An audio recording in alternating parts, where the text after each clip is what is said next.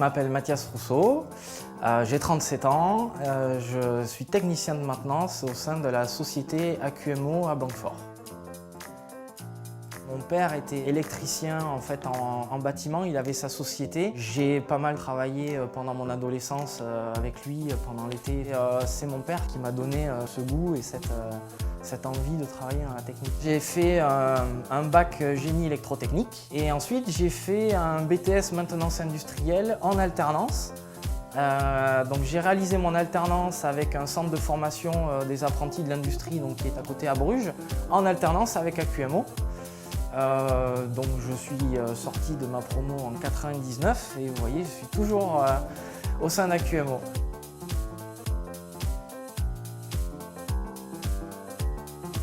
La maintenance, ça consiste en fait à organiser à des dates régulières et programmer le remplacement de certaines pièces sur des machines parce qu'on a estimé qu'elles s'usaient sur un certain cycle de vie et donc on va les remplacer avant la fin de ce cycle de vie.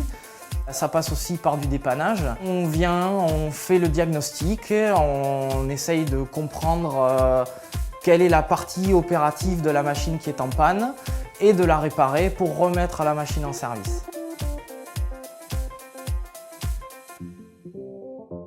AQMO travaille en grande majorité pour des sous-traitants aéronautiques et spatiales.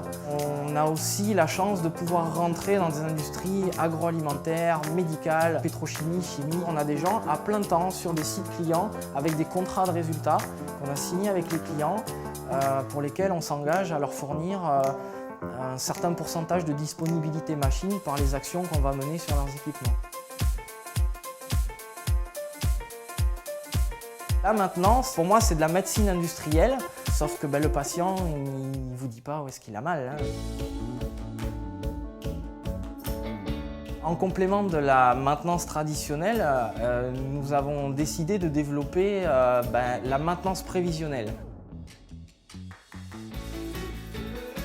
Par le biais de mesures vibratoires, thermiques, des prélèvements d'huile et donc on regarde la qualité d'huile des machines, on va pouvoir anticiper l'usure des éléments et prévoir de manière beaucoup plus précise et certaine le remplacement de ces éléments. C'est un petit peu comme si vous alliez faire une épreuve d'effort, c'est-à-dire qu'on vous met des capteurs partout pendant que vous êtes en train de courir. Nous c'est pareil, on va voir la machine pendant qu'elle est en train de produire. On essaye de voir comment elle se comporte justement pendant qu'elle est utilisée à pleine puissance.